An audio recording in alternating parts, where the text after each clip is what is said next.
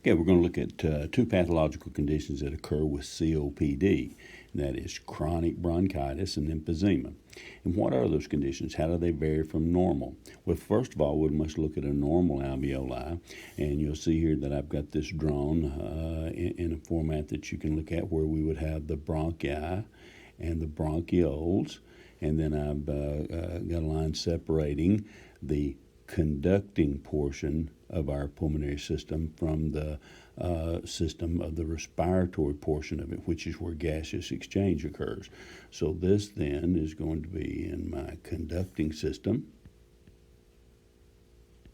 This is going to be conducting air, and this is going to be in my respiratory system, where we would get gas exchange.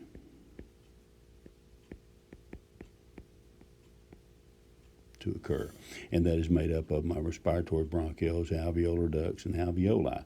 Also notice that on the inside lining of this would have this epithelial lining that would exist on the inside of my trachea, my bronchi and bronchioles, as well as continuing all the way down into the alveoli ducts that exist. You'll also note that the alveoli at the bottom portion of this has these elastic fibers that exist all the way around the alveoli. And of course, those elastic fibers are what gives its recoil effect to be able to force air out. Then all of this takes place so that we will get oxygen in and CO2 out. Okay, so there's our objective, and those are the structures at the bottom of this. We have our blood vessels are going to come into contact with it, where we would have our pulmonary artery would be non-oxygenated blood coming in from this side, which we would put in blue, so that you'll see it's non-oxygenated. And then we have this exchange of CO2 going out normally, and we would have then oxygen coming in. Okay, and then giving this the red appearance of blood going out into the pulmonary veins and going to the body. Okay, so that's the normal process. Now, in this, you'll notice that we have two things here. We have ventilation, which we write as V, and we have perfusion, which is written as Q. Air coming in and ventilation, blood flowing through is our perfusion. And those are two concepts that are really important to understand, because we'll look at that as a VQ ratio. Normally, this is a 1-to-1 ratio, and anytime that's offset or mismatch is going to impact how oxygen gets in and CO2 gets out. Okay, so that's our normal alveoli.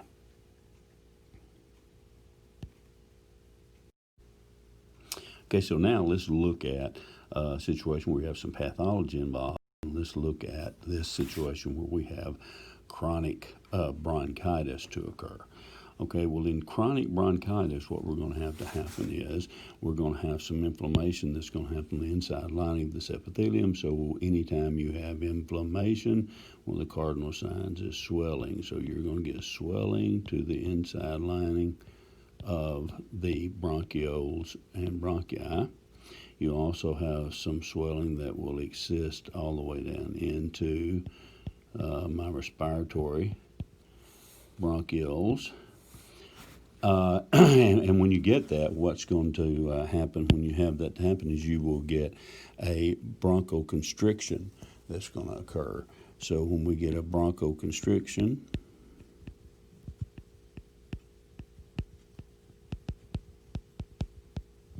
due to this swelling, and then you will also get a situation where you have goblet cells. As we've discussed, you've got goblet cells that are lining all in here that are producing mucus, so that it keeps our trachea and bronchioles moist. Otherwise, the air moving in and out would dry them out. And anytime you have that to happen, you get inflammation of these goblet cells. You will get increased mucus production. So now I have increased mucus production, and this is a very voluminous amount of mucus that's produced, and therefore it causes a productive cough. Okay, so you get a productive cough when that happens. Also, because of this, you're going to get a situation where our airways are going to be constricted.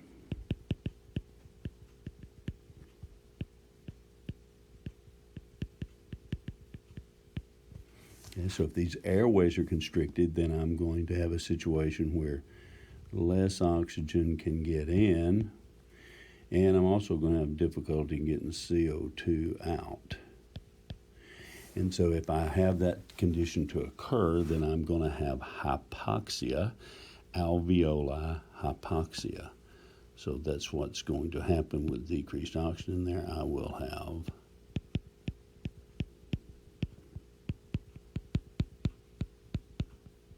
all right.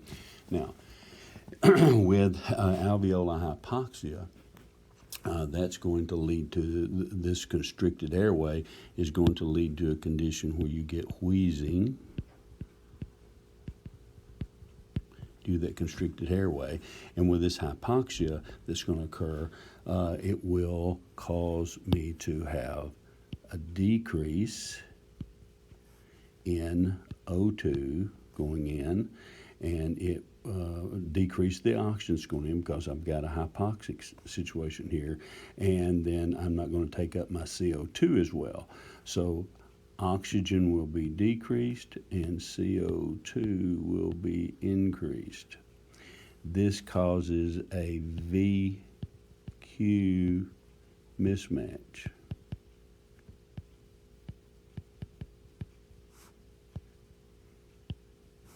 All right, so that simply means I'm getting a hypoxemia to occur. One thing happens when you get a hypoxemia to occur is that you will see this whole situation with this up where you can see this now. This is going to create a condition for us so that I have increased CO2 here is going to cause me to develop acidosis. That's because of this increased CO2. Remember, our CO2 is going to form with water. Give me carbonic acid, it's going to throw off. Give me bicarb and hydrogen. Hydrogens are going to be acidic, so I will get an acidosis to occur. Another thing that develops is I will have a situation because of this increased oxygen content and this BQ mismatch. It's going to stimulate my body to produce additional red blood cells. Because what the body is thinking here is, well, wait a minute, I've got enough of everything to function normally, but I have a decreased oxygen getting to my tissue, so I must not have enough red blood cells. So it stimulates the bone marrow to produce additional red blood cells. So when you pull blood cell count, they're going to have what's called polycythemia.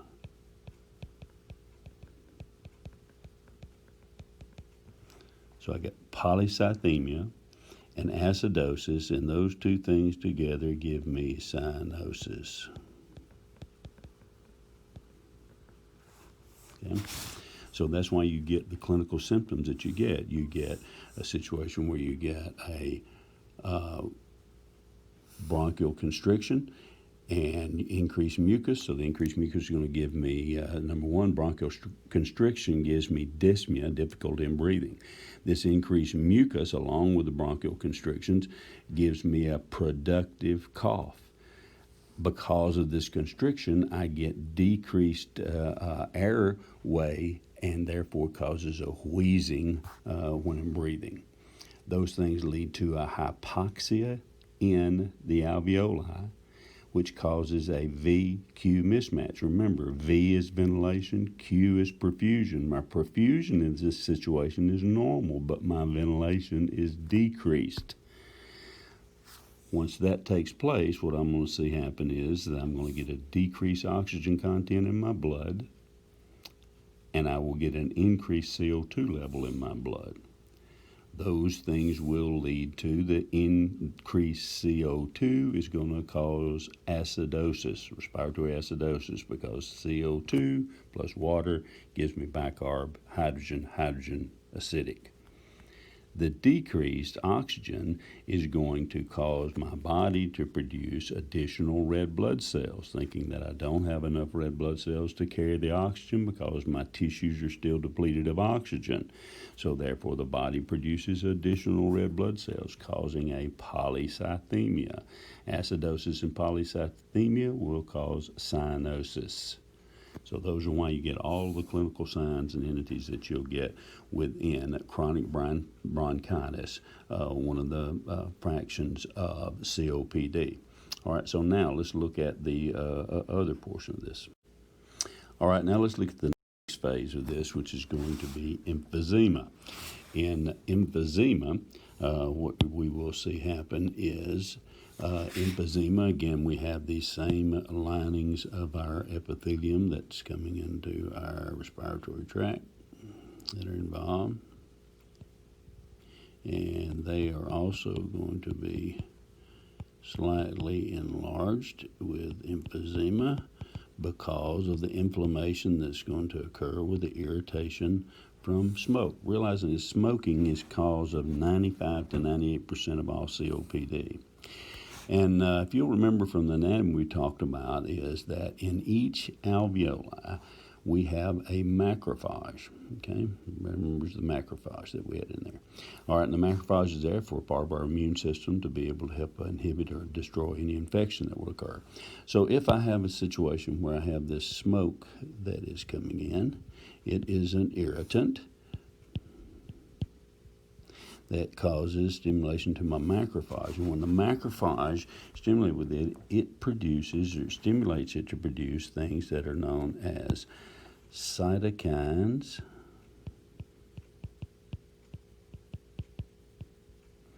and proteases.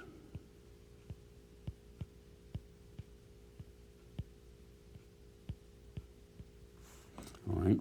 Now, cytokines will go and it will stimulate the body to send additional neutrophils to help us fight off, banded neutrophil there.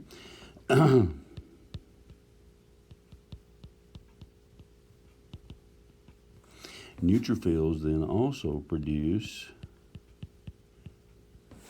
a protease that is known as elastase.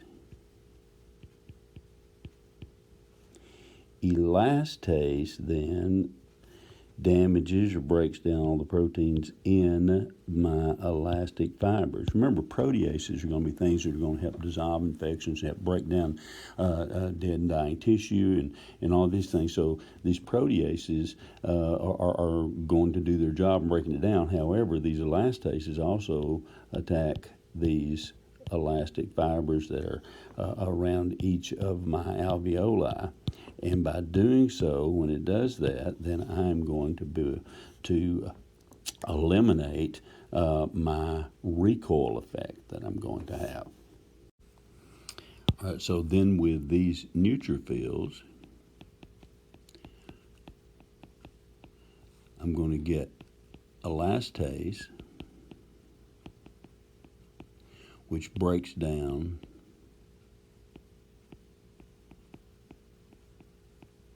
the elastic fibers,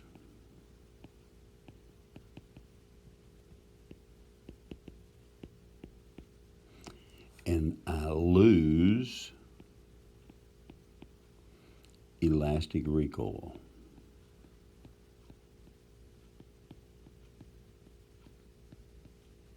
Again, that is important. So I'm going to lose my elastic recoil. And when I lose elastic recoil, air cannot get out. So then the oxygen that I breathe in can't get out. Accumulates in my lungs. I can get air in, I just can't get it out. All right, so now if that be the case, then what I'm going to do is I will decrease then my ventilation of my BQ. All right. All right, so now we have all this process that's taking place in which neutrophils then stimulate elastase. Elastase is going to break down my elastic fibers. I break down these elastic fibers that are all the way around all of the alveoli. I lose my elastic recoil. I can't get air out, so I get air trapping. I can get air in, but the elastic recoil is gone. I can't get it out. And so I will decrease ventilation. So my V of my VQ is decreased. But we also have other effects of this that take place, and that is the neutrophils, all of the proteases that are produced by the neutrophils also damage the proteases. Then not only will they damage these elastic fibers, but they also are going to create a damage to the alveoli wall and the capillary bed. So these proteases then are going to come and they're going to damage wall and the capillary beds.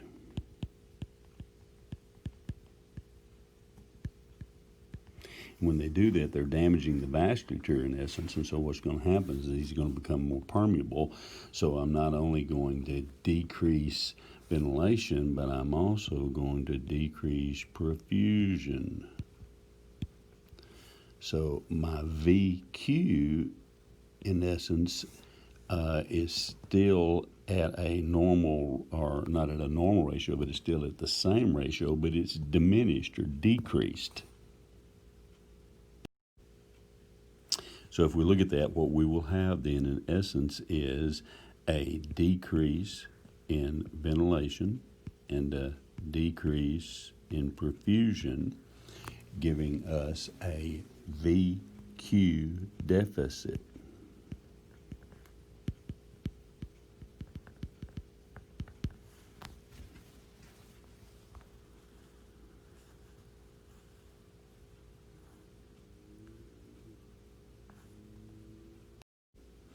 Okay, so now let's summarize all that we have done here with this. Is the fact that when I have emphysema, I'm going to have an increase in some inflammation, swelling to the lining of the epithelium. We'll have some excess mucus production, but the main damage in emphysema is going to occur within the alveoli itself. Each alveoli has a macrophage in it, and as this smoke inherent is irritant is breathed in, it damages or is impacted by the macrophage. The macrophage then takes up that irritant to try to fight off infections, as what its function is to be. It stimulates cytokines and proteases. Cytokines will go and stimulate the body to send neutrophils for help.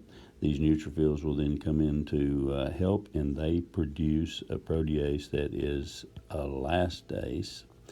This neutrophils that produce this elastase, the elastase then damages all of my elastic fibers surrounding my alveoli.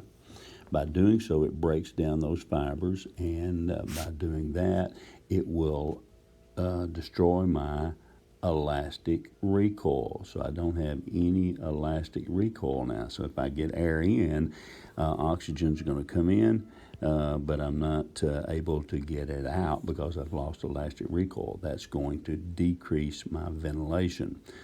Okay, now another impact that these proteases have is the proteases also attack the alveoli wall and the capillary beds. And by attacking my alveolar wall and my capillary beds, then I not only get a decrease in my ventilation because of it attacking elastin, I will get a decrease in my perfusion because it attacks the capillary beds. So I will get what is known as a VQ deficit because of that. All right, so in essence, what will happen is people that have emphysema, a portion of COPD, they're able to get air in, but they cannot get it out because of this trapping, and that results in a barrel-chestedness because of the amount of accumulation of the air that is there in the alveoli and can't be expired, as well as the increase of the rigidity of the muscles and size of the muscles as they try to force this air out, and they will get this barrel-chested appearance. All right, hopefully that'll help explain all that. If you got any questions, just email me. God bless.